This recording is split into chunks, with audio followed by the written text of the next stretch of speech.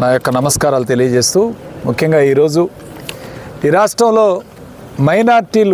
మైనార్టీలకు ఏదైతే హామీలు ఇచ్చారో ఎన్నికల ముందు అవన్నీ కూడా అమలుపరచకుండా మోసం చేసే కార్యక్రమం చేస్తున్నాడు ఈరోజు చంద్రబాబు నాయుడు కూటమి ప్రభుత్వం. ఈరోజు ముఖ్యంగా మొట్టమొదటిది ఇమాములు మౌజన్లకి జీతాలు ఇచ్చే కార్యక్రమం.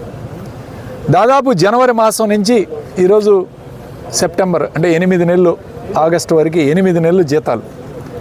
ఈరోజు అట్లానే ఎలక్షన్ టైంలో 3 నెలలు, ఎలక్షన్ కోడ్ ఉన్న 3 మాసాలు కూడా ఇవ్వలేదు.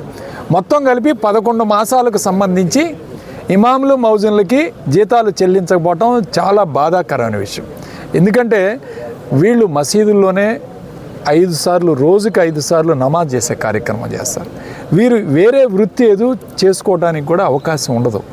సమయం అంతా మసీదులో ప్రార్థన కోసం, ఎవరైతే మసీదుకి వచ్చే భక్తుల కోసం వాళ్ళ యొక్క సమయాన్ని అంతా కూడా కేటాయించి భక్తి శ్రద్ధలతో వీళ్ళు నమాజ్ చేసే కార్యక్రమం చేస్తారు.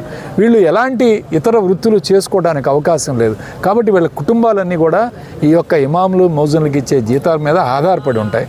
కాబట్టి ఇలాంటి వాళ్ళు మీరు ఈరోజు ఉద్యోగస్తులకి 1 నెల జీతం ఇవ్వకపోతే ఎలా అయితే ఇబ్బంది పడుతున్నారో ఈ రాష్ట్రంలో కానీ ఈ దేశంలో కానీ, అదేవిధంగా ఇమాములు మౌజన్లకి నెల రెగ్యులర్గా మీరు జీతాలు చెల్లించే విధంగా చర్యలు తీసుకోవాలని చెప్పి మేము డిమాండ్ చేస్తున్నాం.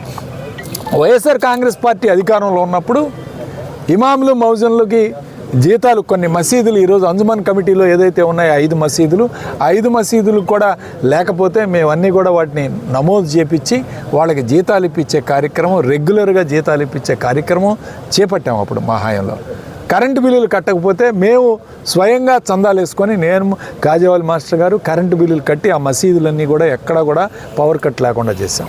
మసీదుల అభివృద్ధి కోసం మేము కష్టపడ్డాం. ఈరోజు ఏం చేస్తూ ఉన్నారు మీరు? ఇమాములు మౌజన్లకి జీతాలు ఇవ్వకపోతే వాళ్ళ పరిస్థితి ఏంటి?